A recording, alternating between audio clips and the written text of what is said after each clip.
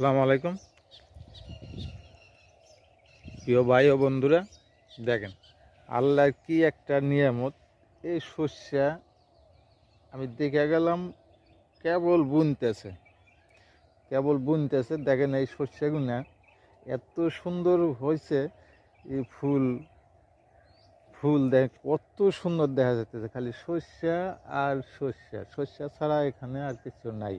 এই দেখেন আমি একটু আপনাদের দেখাই, এই যে খালি শস্যা।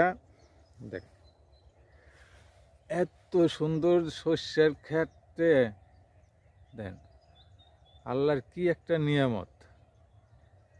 এই শস্যা আবার উঠাইয়া বাইজা শাক গুনা খাইতেও মজা।